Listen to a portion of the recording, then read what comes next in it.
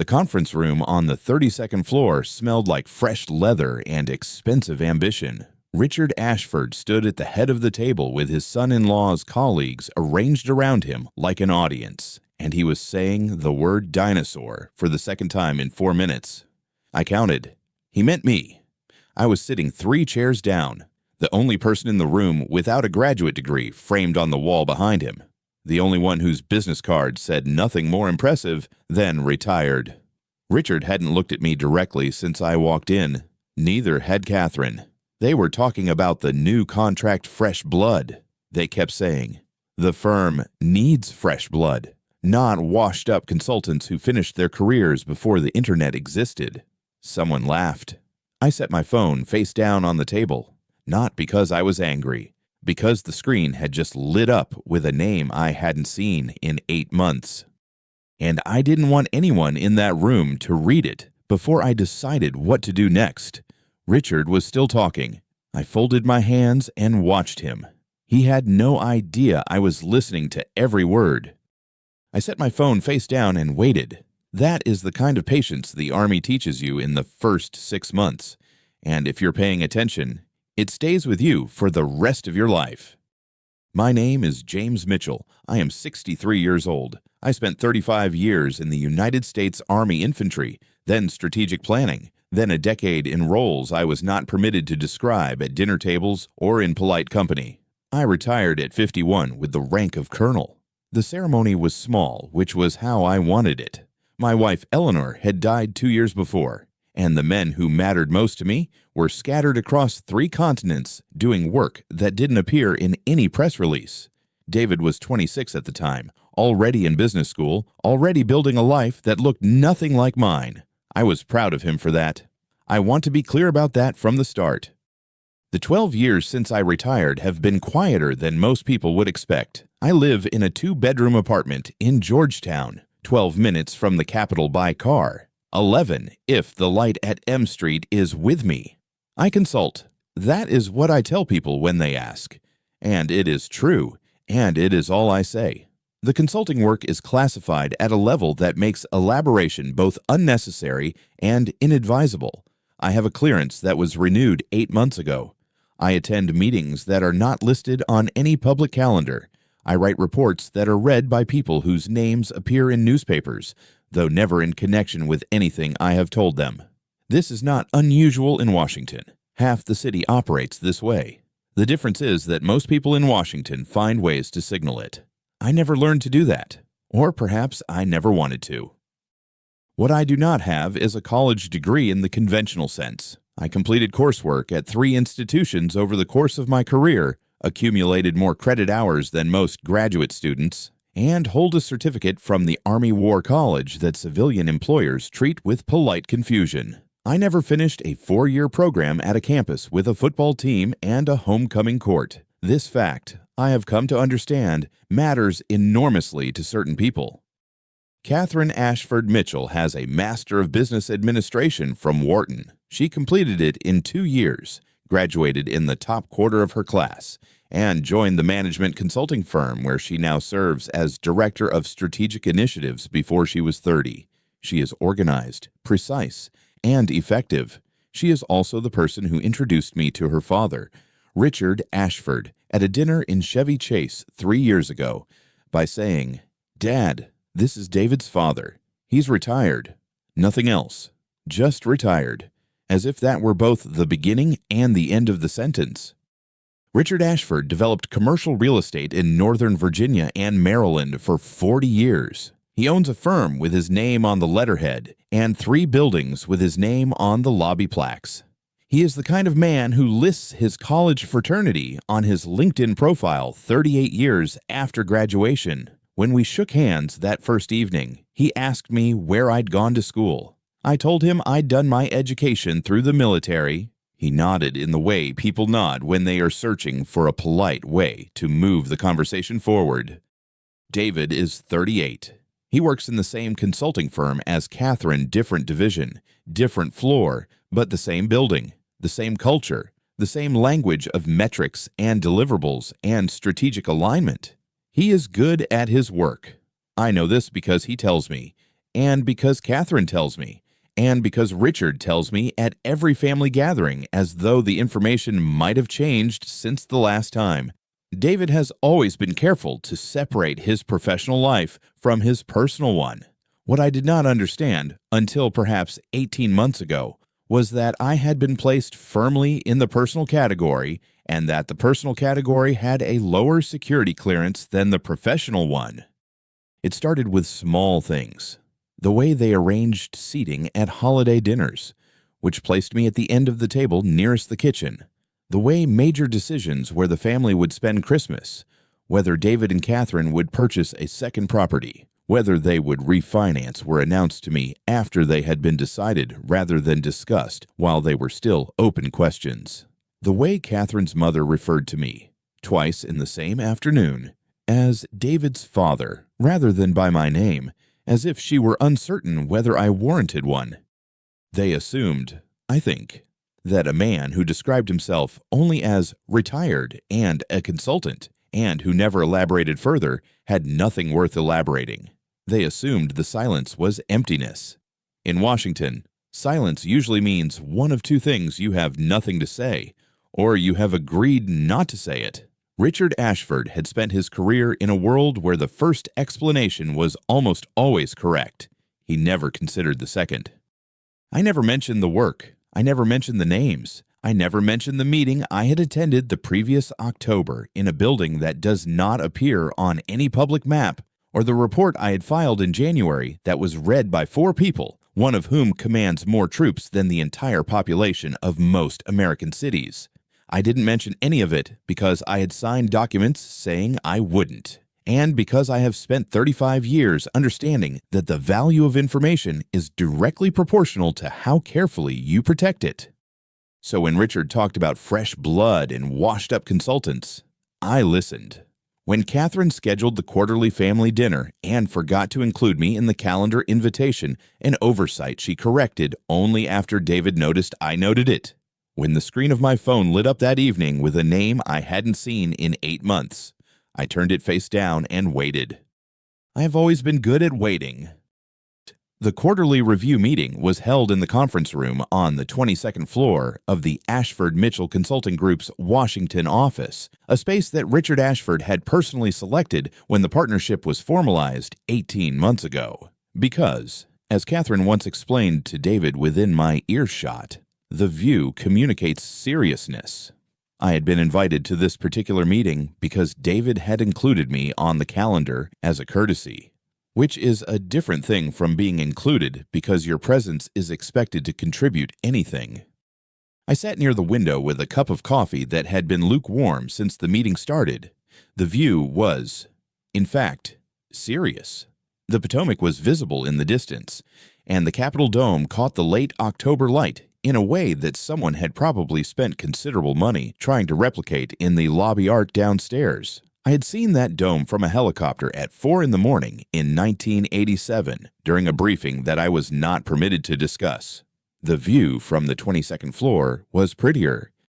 Catherine was presenting. She had a facility for presentations, clear slides, good pacing, the kind of eye contact that makes a room feel individually addressed. I had told David this once, genuinely, and he had looked at me with the brief surprise of a man who had not expected his father to notice anything correctly. Catherine was talking about Q4 projections and a proposed expansion into the federal contracting space, and she was good at it.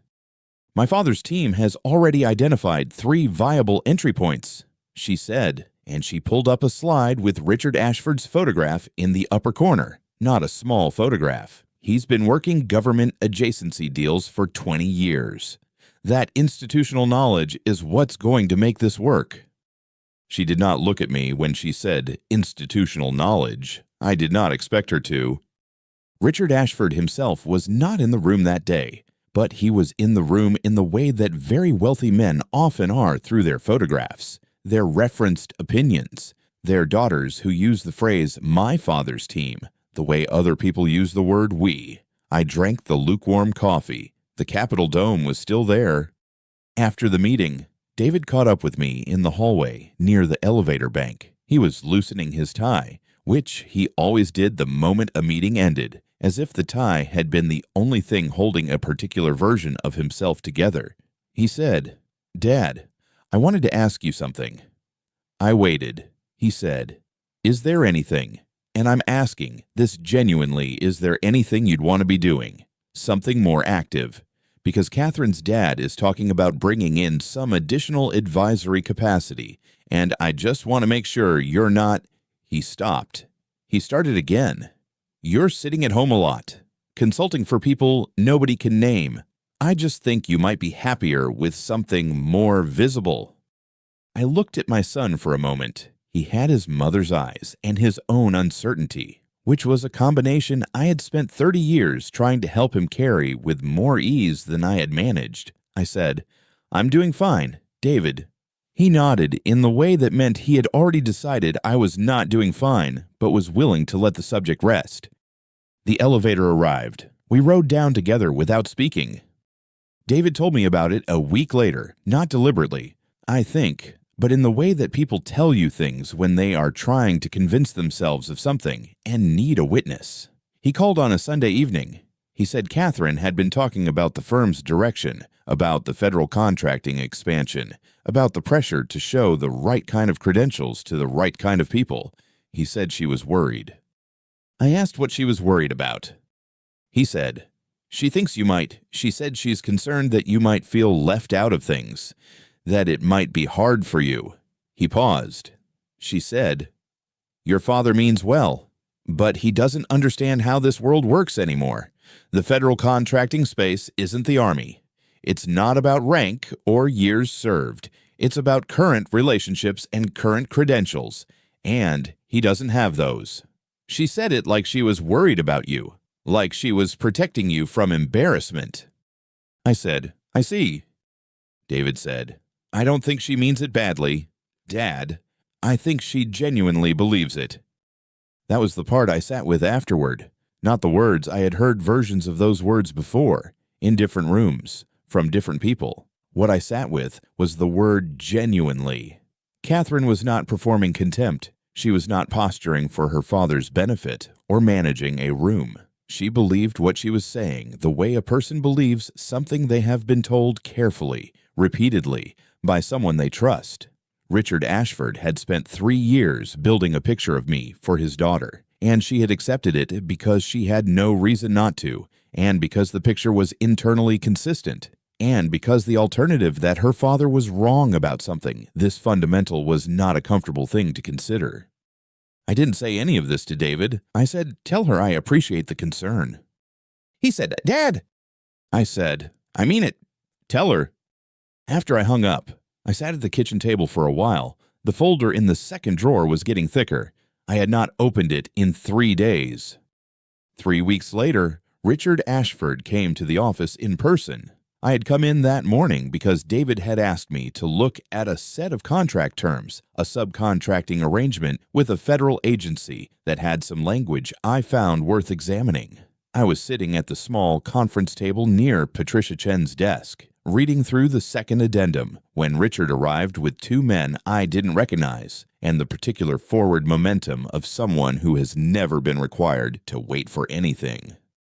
Patricia Chen had been the administrative coordinator for Ashford Mitchell for 2 years. She was precise, quiet, and had the specific competence of someone who understood that her job was to know everything and be noticed for nothing. She greeted Richard by name, offered coffee, and received instructions about the afternoon schedule with the practiced efficiency of someone who had learned to extract information from people who thought they were giving orders. Richard saw me at the conference table. He paused not long, just the half-second of a man recalibrating, and then he said, to no one in particular, to the air between himself and his 2 companions, "I like this company because it has real people in it, people who are building something." He smiled at Patricia. He did not look at me again. "Not people who are living in the past." One of his companions laughed. The other one looked at his phone. I turned back to the second addendum. There was a clause on page 7 that would have given the subcontractor unilateral termination rights under conditions so broadly defined that they were essentially meaningless as a protection. I made a note in the margin. Patricia brought Richard his coffee. On her way back to her desk, she passed close enough to the conference table that she could see what I was reading. She glanced at the document, then at my hands. And then I noticed this because I noticed things at the lapel of my jacket, where I had, through long habit, pinned a small item I sometimes forgot was there. It was not a medal. It was a service pin, the kind given at retirement, small enough to be invisible to anyone not looking. She looked at it for perhaps 2 seconds. She said nothing and went back to her desk. The afternoon meeting, the one for which Richard had arrived, was about the federal contracting expansion. David came to find me afterward. He said the decision had been made to move forward with Richard's framework rather than the modified approach I had outlined in a memo 2 weeks prior. I said that was fine. He said, "Dad, it's not that your input isn't valued. It's just this is a different world than what you're used to. The federal contracting space has changed. Richard has current relationships." I said I understood. He said, "It's not personal." I told him I knew. I was putting on my coat when Patricia appeared at the edge of my peripheral vision. She was holding a folder, which gave her a reason to be standing where she was standing, in the way that careful people give themselves reasons for things. She said, "Colonel Mitchell," and then stopped, as if she had surprised herself. She said, "I'm sorry. I'm not sure why I said that. I saw the pin." I looked at her. She had the slightly embarrassed expression of someone who had said something true without planning to. I said, "It's all right." She said, Did you serve long?" I said, 35 years. She said it the way people say things they have been thinking for longer than the conversation has existed. "Did you ever, in that time, did you train people? People who went on to do important things?" I thought about Marcus Holloway in a field in Fort Bragg in 1999, running a land navigation exercise in the rain with the focused intensity of a man who had decided, at 23, that he was going to be the best at every single thing he attempted. I thought about the 8 others I could name, and the dozen more I could not, and the particular weight of watching someone become more than you had imagined they could be. I said, "A long time ago." Patricia nodded slowly. She had the look of someone filing information in a place she would remember. She said, "I thought so," and went back to her desk. I buttoned my coat and took the elevator down alone.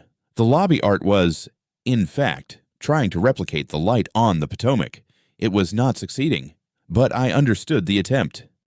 The letter arrived on a Tuesday. Not a call, not a text, a letter, in a legal envelope with the return address of a firm I didn't recognize, forwarded from the house on Dunbar Street, the house where David had grown up, the house where his mother had died in the back bedroom on a February morning 11 years ago, the house where I had spent 31 years of my life before the retirement that had made me, apparently, irrelevant. I opened it at the kitchen table with my second cup of coffee. The language was standard boilerplate notice of pending sale, property transfer authorization, listing agreement confirmation. My name appeared once, in a paragraph, explaining that as a non-title holding resident of record, I had no legal standing to contest the transaction. The closing date was set for 6 weeks out. The listing price was $1.4 million.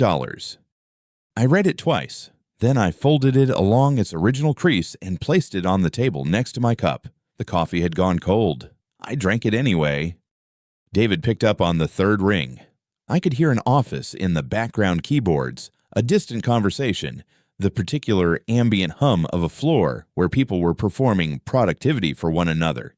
He said, "Dad, hey, I was going to call you about this." I said, "When—" A pause. "Soon. We've been in the middle of a lot of moving parts." I asked him when he and Catherine had decided to sell the house on Dunbar Street. He told me the decision had been made about 6 weeks ago. I did the arithmetic. 6 weeks ago was the week after the Labor Day dinner at the Ashfords, the one where Richard had spent 40 minutes explaining to the table why the residential development market in Northern Virginia was going to outperform every other asset class for the next decade. I did not say this. I waited. David said, "Look, we thought honestly. Dad, we thought you wouldn't care. You haven't been there since Mom passed. You've got your place in Foggy Bottom. We figured the house was just sitting there for you, and we need the capital for the new project. The Ashford Group is bringing in 3 other investors, and we need to show liquidity." I said, "That house is where your mother is buried in the memory of every room." He was quiet for a moment. Then he said, "I know, but we're not living in memories. We're trying to build something. You've always lived in the past. Dad, that's just not where we are." I was looking at the legal letter on my kitchen table. I counted the lines of text. There were 22. I had a habit, learned a long time ago, of counting things when I needed to stay very still. Catherine came on the line. I hadn't heard her join. She must have been listening from another phone or a shared speaker. She said, "Colonel Mitchell, with respect, this is a financial decision. It doesn't affect your life directly. We'd appreciate it if you could let us handle our own affairs." I noted the colonel. She used it the way people use a title when they want to remind you that the title is all that remains. I said, "I understand." Then Richard Ashford's voice came through. He had not been on the original call. He must have been in the room with them, or they had patched him in, or perhaps the 3 of them had planned this together, and I was the last to know. Which was the point. His voice had the particular quality of a man who had spent decades in rooms where his opinion was the largest thing present. He said, "James, can I call you James? Look, I don't mean any disrespect, but the world moves forward. The market moves forward. Men like you did your service. Nobody's taking that away. But that chapter's closed. You're retired. You're out of the game. These kids need to make their own decisions without worrying about whether the old guard approves." He paused. "Honestly, people like you don't have much to offer here. That's just the reality." I let the silence sit for a moment, long enough to be noticed. I said, "I understand." I ended the call. I sat at my kitchen table for a while. Outside the window, the light on the Potomac was doing what it always did in the late afternoon, flattening out to silver, the kind of light that made the city look older and more patient than it actually was. I had looked at that light from a dozen different windows in this city over 40 years. It was always the same light. The city changed around it, and the light stayed. I picked up my phone and called Thomas Brennan. Thomas and I had worked together for 7 years before he left JAG and went into private practice. He was 61 now, with an office in Georgetown and a reputation in contract and estate law that had made him, in the last decade, one of the 3 people in this city I trusted without reservation. He answered on the second ring, which was what Thomas always did. He believed that answering on the first ring signaled desperation, and answering on the third signaled disorganization. He said, "James, it's been a few weeks." I said, "I received a legal notice today. A property I have a historical interest in is being sold. I'm listed as a non-title holding resident of record with no standing to contest." Thomas was quiet for a moment. I could hear him moving the particular sound of a man settling into a chair and pulling a legal pad toward him. He said, "How long ago was this decision made without consulting you?" I told him 6 weeks. I told him about the letter, the call, the 3 voices on the line, Richard Ashford's assessment of my current market value as a human being. Thomas said, "This isn't the first time they've moved around you." It wasn't a question. I said, "No." He said, "James." He used my name the way old colleagues do when they're about to say something direct. "Do you need me?" I looked at the legal letter on my table. Then I looked at the light on the river. I said, "Not yet, but soon."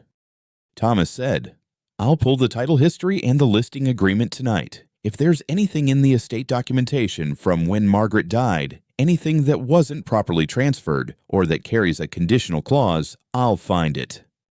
I said, "I know you will." He said, "James, what they said about you not having value, you know that's not—" I said, "Thomas, I know what I am. I know what I've built. That's not the part that concerns me right now." He was quiet again. Then he said, "All right, I'll be in touch by Thursday." I thanked him and ended the call. I picked up the legal letter and placed it in the folder I kept in the second drawer of my desk, the drawer where I had been placing things for the last several months. The folder was getting thicker. I noted that without particular feeling. I made a fresh cup of coffee and stood at the window for a while. The Potomac had gone from silver to gray, somewhere across the river, in an office I had visited twice in the last year. There was a man who had once done pre-dawn runs in the rain with the intensity of someone who had decided to be the best at everything he attempted. I had not called him yet. I had not needed to. I understood, standing there, that the distance between not needing to and needing to was closing. It was not a feeling I rushed.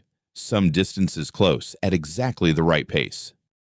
I drank my coffee. It was, this time, still warm. The company dinner was held on a Thursday evening in late October in the private dining room of a hotel in Georgetown that charged more per plate than most people spent on groceries in a month. David had mentioned it 2 weeks earlier, mentioned it the way you mention something you are required to mention, but hope will be declined. It's mostly a work thing. Dad, clients, partners, you don't have to come. I told him I'd like to. There was a pause on the line that lasted about 3 seconds longer than it should have. He said he'd put my name on the list. I arrived at 6:15. The room was already half full, round tables with white linens, low centerpieces, the kind of ambient lighting designed to make everyone look more successful than they felt. I recognized a few faces from the firm's website partners, senior associates, 2 men I'd seen in the lobby of the building when I'd visited David's office the previous spring. Patricia Chen was near the entrance with a clipboard, checking names. She found mine, looked up, and said, "Colonel Mitchell, good evening." She said it the way she said everything precisely, without embellishment. I thanked her and followed the event coordinator to my assigned seat. The table was near the back of the room, beside the service entrance. There were 4 other people at it, a mid-level associate I didn't know, 2 clients from a regional office, and an empty chair. The main family table, David, Catherine, Richard, and Margaret Ashford, 2 of the firm's senior partners, was at the front, under the better light. I sat down, unfolded my napkin, and looked at the menu. The salmon looked adequate. Richard Ashford arrived at 6:30. He had the entrance of a man who had practiced it not consciously, but through 30 years of rooms that rearranged themselves around him when he walked in. He was 68, broad-shouldered, silver-haired, with the particular confidence of someone who had never been told no by anyone he respected. He shook hands with the partners, kissed his daughter on the cheek, clapped David on the shoulder. He did not look toward the back of the room. There was no reason he would need to. Dinner proceeded the way these dinners proceed. The salmon was, in fact, adequate. The associate beside me, a young man named Kevin who worked in the infrastructure division, talked about a project in Northern Virginia. I listened. I asked 2 questions that I could tell surprised him. He relaxed after that. The clients across the table were from Charlotte. They talked about the drive up. I ate my dinner and watched the front table without appearing to watch it. At 8:15, Richard stood up. He did it slowly, with the deliberateness of someone who had planned the moment. He picked up his wine glass, waited for the room to quiet, and when it did, he smiled the way men smile when they are certain of the audience. "I want to say a few words," he said. His voice carried easily the voice of someone accustomed to large rooms. "I've watched this firm grow over the past several years, and I want to say that what David and Catherine have built here is something genuinely remarkable. They've taken this practice into the 21st century. New clients, new markets, new thinking." He paused for effect. It takes vision to move forward. It takes the courage to leave behind the old ways, the old frameworks, the old hierarchies. Another pause. His eyes moved across the room with the slow satisfaction of a man who knows exactly where he's landing. Not everyone has that courage. Some people are more comfortable living in the past, in old military structures, in a world that, frankly, doesn't exist anymore. He raised his glass. To David and Catherine. The room raised its glasses. There was laughter, not loud, not cruel, but the particular laughter of people who understand the joke and are relieved not to be the subject of it. Several faces turned toward the back of the room, not all at once, one at a time, the way eyes move when they know where to look. David was smiling. Catherine was smiling. David's hand was on the table, and he did not move it. He did not look toward me. Catherine lifted her glass with both hands, the way she did when she was pleased with something. Neither of them said anything. I set down my fork. I had been in rooms where people tried to establish dominance. Conference rooms in Stuttgart, briefing rooms at the Pentagon, a particular room in Kandahar in 2004 where a senior official had spent 40 minutes explaining to me why my assessment was wrong in front of 12 people who knew it was right. I had learned over a long time that the correct response to a performance is not another performance. The correct response is to let the performer finish, and then to take accurate note of what you've seen. I picked up my water glass and drank from it. The water was cold. There was a slice of lemon I hadn't touched. I looked at Richard Ashford across the length of the room with the specific quality of attention I had learned to use in operational assessments. Not anger, not contempt, but the particular focus of someone cataloging information that will matter later. He was still smiling. He had not expected me to stand. He had not expected me to say anything. He had expected exactly what I gave him: silence. But silence, I have found, has a texture. The room felt it.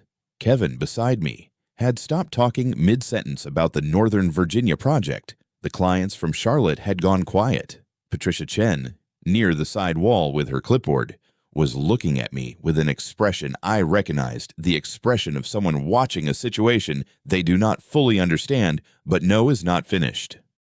The laughter faded. The room returned to its dinner. Richard sat down. He said something to the partner on his left. He was satisfied. He had done what he came to do, and it had cost him nothing. That was what he believed. I thought about Marcus Holloway. Not deliberately, the thought arrived the way certain things arrive when you've spent enough time in a particular kind of work. He had been 23 years old the first time I'd put him through a field assessment exercise that he failed completely and then asked to repeat. He had repeated it 4 times before he passed, not because I required it, but because he required it of himself. I had not made Marcus Holloway into anything. I had simply been present while he made himself. That was, I had come to understand, a different kind of influence than the kind Richard Ashford was demonstrating at the front of this room. I refolded my napkin along its original crease and set it beside my plate. The salmon was finished. The associate Kevin was looking at his phone.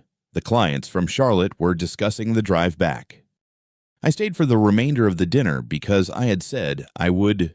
I did not go to the front table. David found me near the coat check at 9 o'clock, and there was something in his face, not guilt exactly, but the look of a man who has watched something happen and is not sure yet how to characterize it. He said, "Dad, I hope," and then stopped. I waited. He didn't finish the sentence. I told him the salmon was good and that I'd talk to him soon. I collected my coat. Patricia Chen was near the door, still with her clipboard, making notes in the margin of the guest list. As I passed, she looked up. She didn't say anything for a moment. Then she said, quietly, "Good night, Colonel Mitchell." She said it with a particular emphasis on the title, not performative, not compensatory, just precise. The way she said everything. I walked out into the October air. The street was wet from an earlier rain. I stood for a moment on the sidewalk and looked at the reflection of the hotel lights in the pavement. Then I went to my car, sat for a moment, and drove home. That night, I made a phone call I had been considering for several weeks. It rang twice. The voice that answered was unhurried and direct, the voice of someone who had learned, a long time ago, that the hour of a call tells you something about its importance. I said, "Marcus, it's James Mitchell." He said, "Colonel, I've been wondering when you'd call."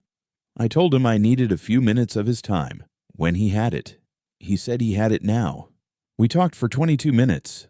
When I hung up, I sat in the quiet of my study and looked at the folder on the corner of my desk. The Potomac was invisible in the dark, but I knew it was there. Some things you don't need to see to know they're moving. I drove home on the same route I had driven for 11 years, Massachusetts Avenue to Connecticut, then north past the embassies with their flags hanging still in the September air. The city looked exactly as it always did. I had learned a long time ago that the world does not adjust itself to what has just happened to you. I parked in the garage beneath my building and sat for a moment before getting out. The engine ticked as it cooled. I had not said goodbye to Richard. I had not said goodbye to Catherine. David had been standing near the door when I walked past him, and I had nodded once, the kind of nod that means nothing and everything at the same time. He had not stopped me. Upstairs, I poured 2 fingers of bourbon and did not drink it. I set it on the side table and stood at the window. The lights of Georgetown were reflected in the water below. I had stood at this window the night my wife died. I had stood here the morning I submitted my retirement papers.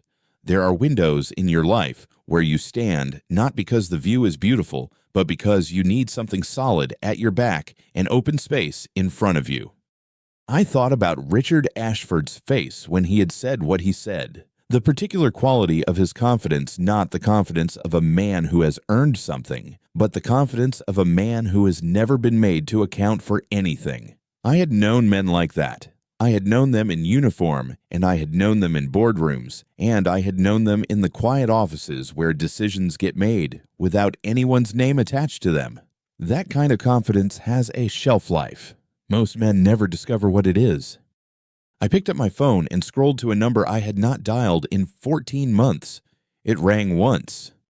Colonel. The voice was immediate, unhurried, the way Marcus Holloway had always answered, not because he was waiting for my call specifically, but because he had trained himself never to sound caught off guard. I had taught him that. Fort Bragg, 1999, in a room with bad fluorescent lighting and a whiteboard that smelled like dry erase solvent. He had been 33 years old and already one of the sharpest operational minds I had worked with in 20 years of service. I said, "Marcus, I need a small thing." He said, "Name it." There's a consulting firm in the city, management and government contracting. My son works there. His wife's family has a stake in it. I want to know if there are any issues.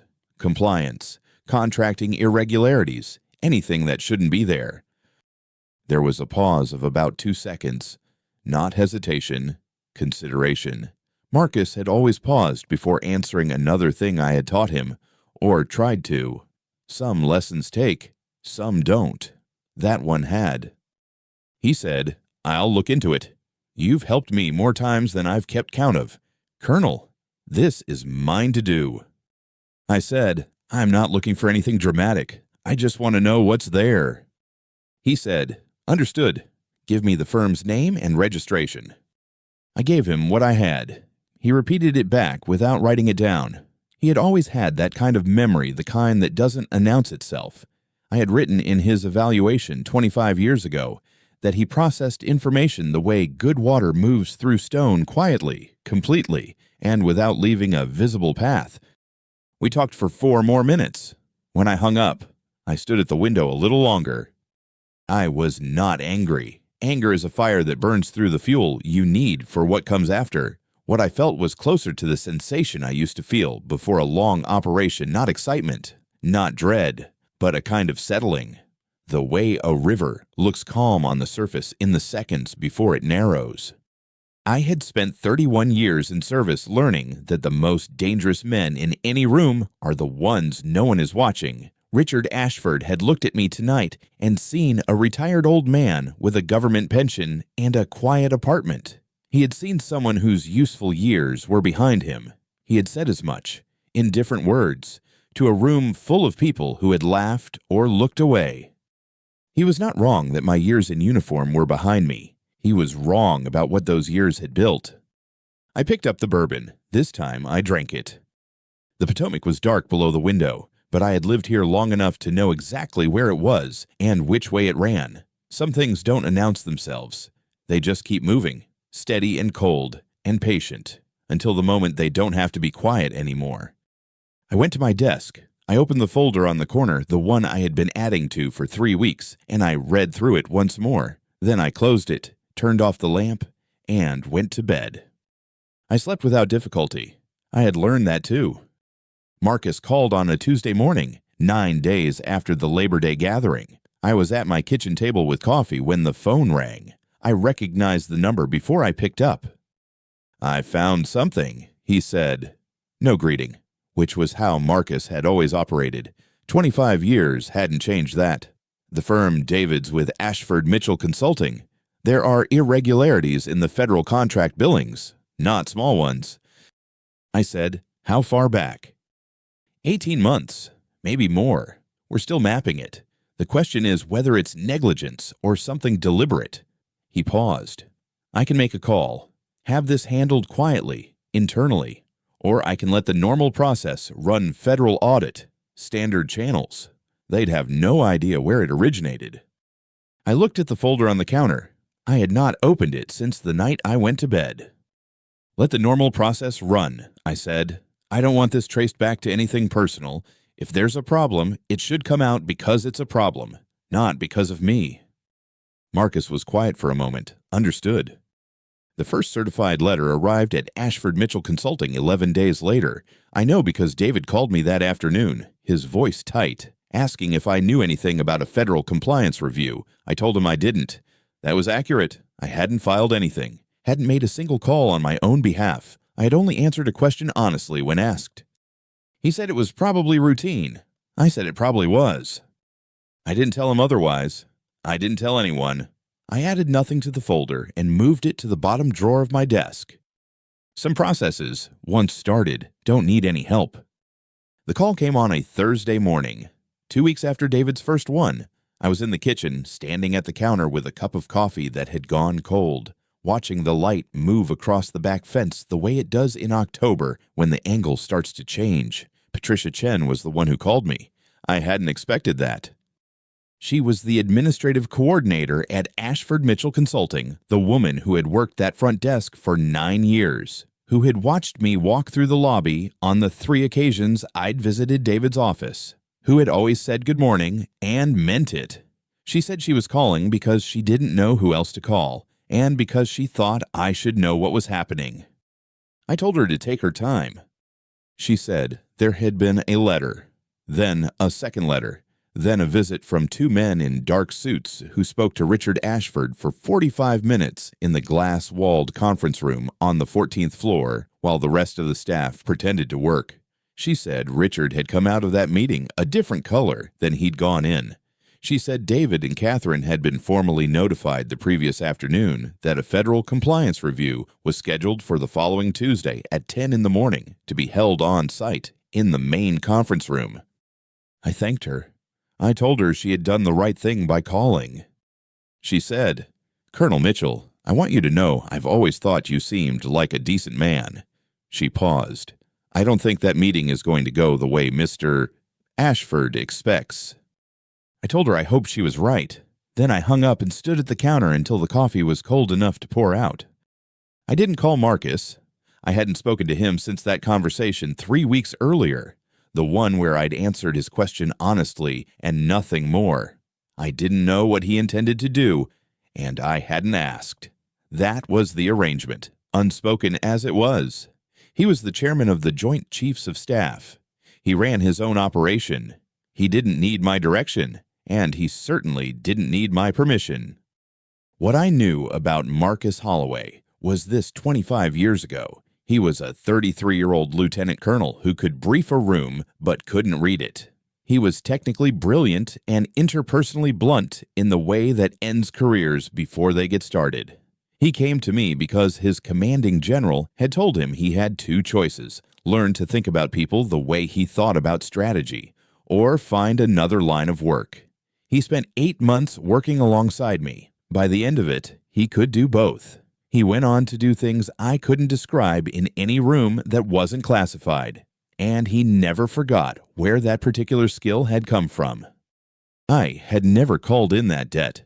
I had never intended to, but when he asked me a direct question, I gave him a direct answer.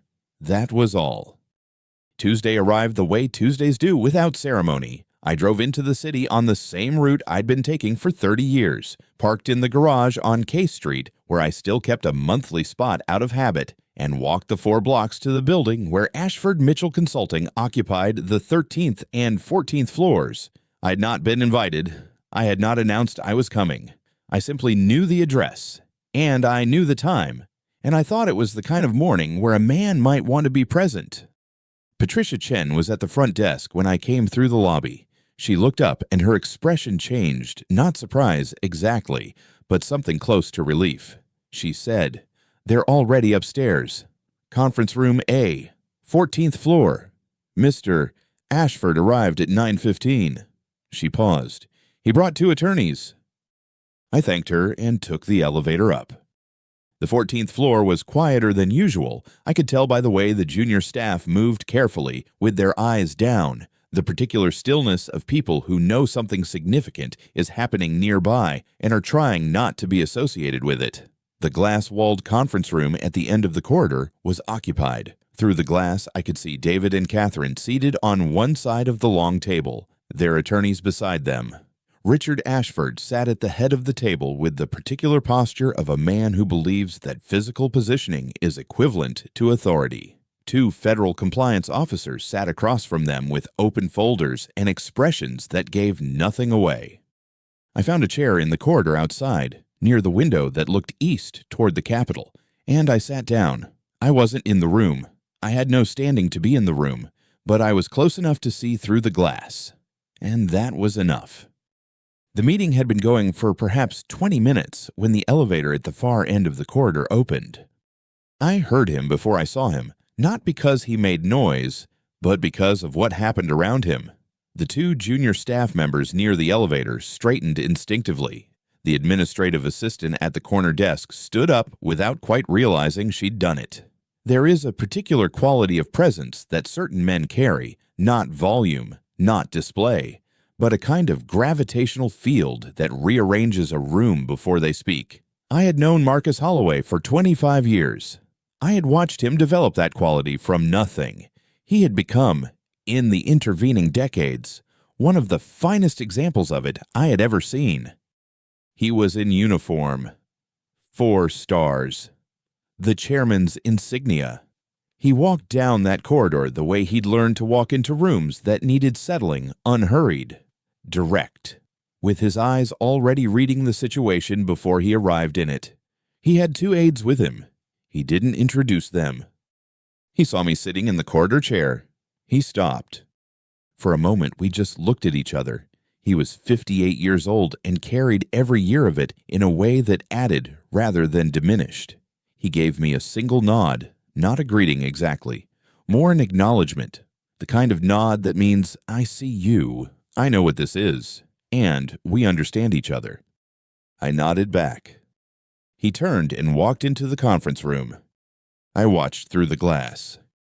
The room changed the moment he entered it. One of the compliance officers rose to his feet. The other gathered her folders with sudden attention. David turned in his chair and went very still. Catherine's hand, which had been resting on the table, moved to her lap.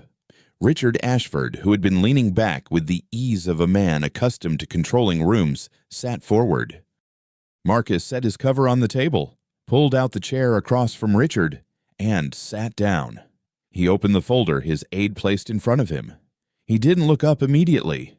He read for a moment, turned a page, read again. The room waited. When he looked up, he looked first at the compliance officers, then at David and Catherine, then at Richard. His voice, when he spoke, was the same voice I remembered from 25 years ago, measured, clear, with the particular authority of someone who has never needed to raise it. "I'm General Marcus Holloway, Chairman of the Joint Chiefs. I'm here in a liaison capacity at the request of the Federal Compliance Office. Given that several of the contracts under review involve defense-adjacent consulting work," he looked at the folder again, then back at the room. "I want to confirm some information relevant to this audit before we proceed." Richard cleared his throat. "General, I appreciate your presence, but I'm not entirely clear on the jurisdiction." Marcus looked at him, just looked at him. Richard stopped talking. "Mr. Ashford," Marcus said, "I'm not here to debate jurisdiction. I'm here because I was asked to confirm certain information, and I'm going to do that." He returned to his folder. One of the principals named in the background documentation is James Mitchell David Mitchell's father. I want to state for the record that I know Colonel Mitchell personally. I have known him for 25 years. He paused, turned another page. He trained me. Not in the general sense of that word. He trained me specifically, intensively, over the course of 8 months, at a point in my career where the skills he taught me were the difference between the career I have and the career I wouldn't have had. He set the page down. I want to be precise about what I mean when I say he is the best man I have encountered in 34 years of military service. I don't mean the most decorated. I don't mean the highest ranking. I mean that he is a man of complete integrity, complete judgment, and the kind of patience that most people in positions of authority never develop. When I was told his name was connected to this matter, I asked to be here personally. The room was absolutely silent. I watched David's face through the glass. He was looking at Marcus the way a person looks at something they cannot yet process. Not disbelief. Exactly. But the particular expression of someone whose understanding of a situation has just been revised entirely and the revision hasn't finished yet. Catherine was looking at her hands. Richard Ashford was looking at the table. Marcus continued, "I want to be clear that I am not here on Colonel Mitchell's behalf. He did not ask me to come. He did not know I was coming today." He glanced toward the glass wall of the conference room for just a moment. I wasn't certain whether he could see me clearly through the reflection, but the glance was deliberate. I'm here because this audit involves work that intersects with national security consulting, and because when a man like James Mitchell is named in a federal document, I believe it warrants personal attention. He folded his hands on the table. I also want to say something that is not strictly within the scope of this audit, but that I think is relevant to the people in this room. He looked at Richard Ashford, then at David, then at Catherine. There is a category of person that institutions like mine depend on entirely. They are not always visible. They do not always hold current titles. They are not always in the room when decisions are made. But they are the reason those decisions are made well. Colonel Mitchell belongs to that category. He built things that lasted. He built people who lasted. He picked up his pen and made a notation in his folder. The phrase "washed up" has no application to men like him. It never did. The people who use that phrase about men like him are describing their own limitations, not his. Patricia Chen was standing in the doorway. I hadn't noticed her come upstairs. She was holding a clipboard she'd clearly forgotten about, and she was listening with the still, complete attention of someone who has just heard something that will not leave them. She looked through the glass at me. I looked back at her. I didn't smile. I didn't nod. I simply held her gaze for a moment, and then I looked back at the room. Richard Ashford's face had gone through several colors in the previous 3 minutes. He was currently somewhere between gray and the particular pale that comes from understanding, all at once, that the ground you were standing on was not as solid as you believed. His attorneys were exchanging a look that contained an entire conversation neither of them wanted to have out loud. David had not moved. He was staring at the surface of the table. Marcus closed his folder. I'll leave the compliance officers to continue their work. I've confirmed what I came to confirm. He stood, picked up his cover, and looked once more at the room. I'd encourage full cooperation with this review. The documentation is straightforward. The outcomes will be proportionate to the cooperation offered. He nodded to the compliance officers. Thank you for the accommodation. He walked to the door, opened it, and stepped into the corridor. He walked toward me. I stood up. He stopped in front of me and looked at me the way he had in that corridor 25 years ago. The first morning he'd walked into my office and I'd told him to sit down and stop performing confidence he didn't have yet. He'd been annoyed then. He wasn't annoyed now.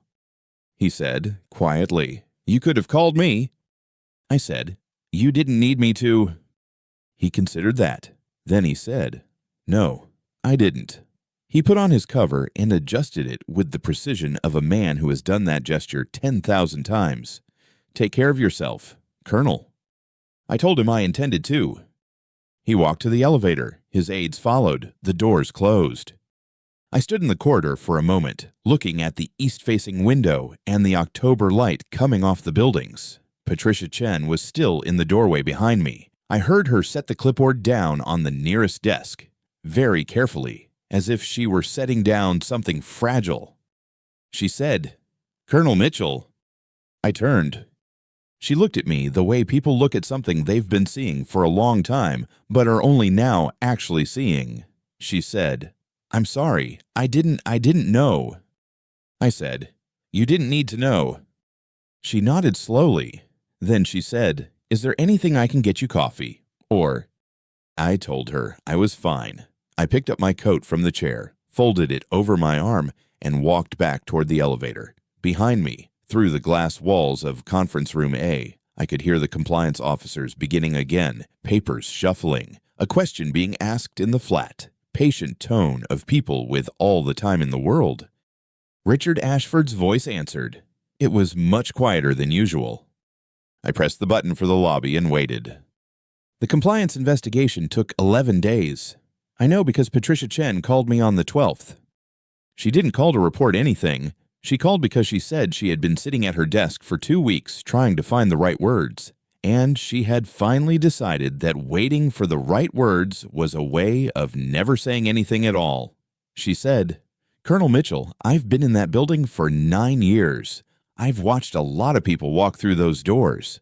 I want you to know what you did.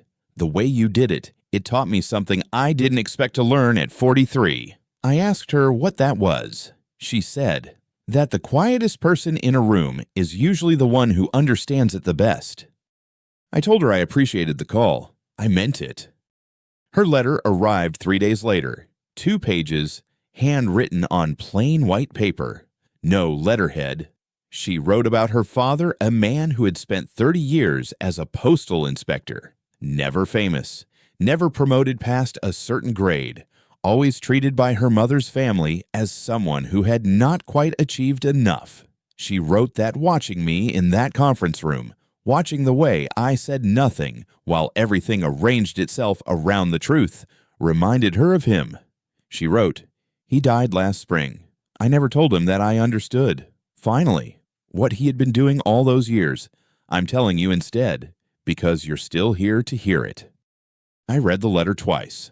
Then I folded it and put it in the drawer of my desk, next to the photograph of my wife. The formal findings came on a Thursday. David called me that same evening, at 7:14. I know because I was in the kitchen, and the clock on the microwave was the first thing I saw when the phone rang. He didn't say hello. He said, Dad. And then there was a long silence, the kind that isn't empty. It's full of everything a person has been carrying and doesn't know how to set down. He said, Dad, I didn't know. I thought the accounts were structured that way because it was efficient. Richard told me it was standard practice for firms of that size. I believed him. I shouldn't have believed him without checking, but I did. And He stopped. I heard him exhale. He said, I'm sorry. I'm sorry. I let the silence hold for a moment. Then I said, You don't need to apologize to me. He said, What? I said, You need to apologize to yourself. David, I'm not the one you let down. Another silence, longer this time. He said, very quietly, I know. We talked for 22 minutes. Not about the investigation, not about Richard, not about what happened in Conference Room A. We talked about a camping trip we had taken when he was 9 years old, to Shenandoah, the year his mother was still well enough to come with us. He had forgotten about the rain on the second night. I hadn't. He laughed when I reminded him a real laugh, the kind I hadn't heard from him in longer than I could easily count. When we hung up, I stood in the kitchen for a few minutes without doing anything in particular. The coffee was cold. I drank it anyway. Catherine called twice that week. I didn't answer either time. I'm not certain what I would have said, not because I was angry, But because I genuinely didn't know what conversation was possible between us yet, maybe one day there would be something worth saying. Maybe there wouldn't. I set the phone face down on the counter and went back to the book I'd been reading, A History of the Normandy Campaign, that I had started in August and kept putting down. I was on page 211. I finished it that weekend. Richard Ashford's situation moved faster than his daughter's. 3 of his largest development contracts, 2 in Virginia, 1 in Maryland, were suspended pending the investigation's findings. The firms that had partnered with him began quietly and without public announcement to review their own exposure. His name appeared twice in the Post, both times in the context of the compliance review rather than the development work itself. By the end of the month, the Ashford Group's website had been taken down. Not hacked, taken down deliberately, the kind of careful disappearance that means someone has decided the name itself has become a liability. Patricia called the week before the second article ran. She said she thought I should know. She said she had been in the building the previous Thursday evening, staying late to finish the transition documentation when she saw Richard Ashford in the 14th floor corridor. It was past 7. The cleaning crew had already come through. He was alone, carrying 2 banker's boxes toward the elevator, not stacked, 1 in each arm, the way a man carries things when there is no one left to help him. She said he had his coat on over his suit, which meant he had already been outside once and come back for a second load. She said the door to his office was propped open with a chair, and through it she could see the walls bare, the hooks still there, the rectangular outlines where the framed photographs had hung for 3 years. She said she had stood at the end of the corridor for a moment, not wanting to be seen. And then she had gone back to her desk and finished her work without saying anything to anyone. She said, "I don't know why I'm telling you this." I said, "Yes, you do." She was quiet for a moment. Then she said, "Yes, I suppose I do." I read the second article at my kitchen table on a Tuesday morning. I didn't feel satisfaction. Exactly. I felt something more like the quiet that comes after a long project is finished, a sense of completed weight, of something that had been suspended now resting where it was always going to rest. I folded the newspaper and put it in the recycling bin and went out to the garden. David found a position with a smaller firm in January, a government relations consultancy in Arlington, the kind of work that required patience and precision and a willingness to read long documents carefully. He called to tell me about it on a Sunday morning, and I could hear in his voice something I hadn't heard in several years, a quality of steadiness, of a man who has been through something hard and come out of the other side not unbroken, but at least clear-eyed about the breaks. We talked twice a week after that, not about the past, about the work, about his apartment, about a book he was reading on organizational failure in corporate environments. He said it was useful. I believed him. The relationship between us was not what it had been before Catherine, before the Ashford family, before all of it. I don't think it ever would be. Some distances, once opened, don't close entirely. They just become familiar, something you learn to move around rather than through. But there was something real in what remained, something worth tending. I had learned, over a long life, that tending what remains is usually the more important work. I was pruning the rose bushes along the south fence, a task I had been putting off since September, and which my wife had always done better than I did. I heard the phone through the open back door and went inside to answer it. He said, "Colonel, I need to ask you something." I said, "Go ahead." He said, "What exactly did you do?" I said, "Nothing." He was quiet for a moment. Then he said, "James, I walked into that building. I watched Richard Ashford go the color of old chalk. I watched 2 compliance officers spend 40 minutes with documents that were apparently not difficult to find once someone knew where to look. That is not nothing." I said, "I made a phone call. You made a visit. The documents were already there. They had always been there. We didn't create anything. Marcus, we just stopped standing in front of it." He laughed a short, genuine sound, the kind he made when something surprised him.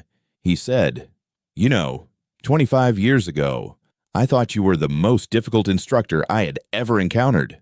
I used to lie awake in the barracks trying to figure out what you actually wanted from us." I said, "I wanted you to think before you acted." He said, "I know that now." We talked for a while. He asked about my consulting work, about the garden, about whether I had finally gotten around to replacing the gutters on the north side of the house, something I had mentioned to him in passing 8 months ago, the kind of detail that people only remember if they were actually listening. I told him I had replaced them in October. He said good. Before he hung up, he said, "You did the right thing." I told him I appreciated that. I told him I had just been trying to let the truth speak for itself, and that the truth had not needed much help. After I hung up, I stood at the kitchen window for a moment. The rose bushes needed another hour of work. The light was still good. I put on my jacket and went back outside. David found a position with a smaller firm in January, a government relations consultancy in Arlington, the kind of work that required patience and precision and a willingness to read long documents carefully. He called to tell me about it on a Sunday morning, and I could hear in his voice something I hadn't heard in several years, a quality of steadiness, of a man who has been through something hard and come out the other side, not unbroken, but at least clear-eyed about the breaks. We talked twice a week after that, not about the past, about the work, about his apartment, about a book he was reading on organizational failure in corporate environments. He said it was useful. I believed him. The relationship between us was not what it had been before Catherine, before the Ashford family, before all of it. I don't think it ever would be. Some distances, once opened, don't close entirely. They just become familiar. Something you learn to move around rather than through. But there was something real in what remained, something worth tending. I had learned, over a long life, that tending what remains is usually the more important work. Spring came early that year. By late March, the forsythia along the back fence was already going, and the mornings had that particular quality of light, low and clear and slightly cold, that I had always associated with the week after my wife's birthday. I had been in that house for 31 years. I knew every sound it made in every season. I knew which floorboard in the hallway shifted in cold weather and which window in the study let in a draft when the wind came from the northwest. I knew where the sun fell on the kitchen table at 7 in the morning. On a Saturday in early April, I made coffee at 6:45, carried it to the front porch, and sat in the chair I had put there 20 years ago, a wooden Adirondack that had been refinished twice and was due for a third time. The street was quiet. A neighbor 2 houses down was walking a dog I didn't recognize, probably a new one. The oak at the end of the block had leafed out almost overnight, the way oaks do, all at once and without announcement. I thought about Patricia Chen's letter, still in the desk drawer next to my wife's photograph. I thought about David's voice on the phone the previous Sunday, the steadiness in it. I thought about Marcus, 25 years ago, in a training room in Fort Bragg, working through a problem set at 2 in the morning because he had decided that understanding the thing fully was more important than finishing quickly. I had watched him from the doorway for several minutes before he noticed me. He had looked up and said, "Sir, I know it's late." I had told him it wasn't late. I had told him it was exactly the right time. The phone rang at 7:02. I looked at the screen. Marcus. I smiled a small, private thing, the kind that doesn't require anyone else to see it, and answered. I said, "Morning, Marcus." He said, "Colonel, how's the garden?" I said, "Coming along."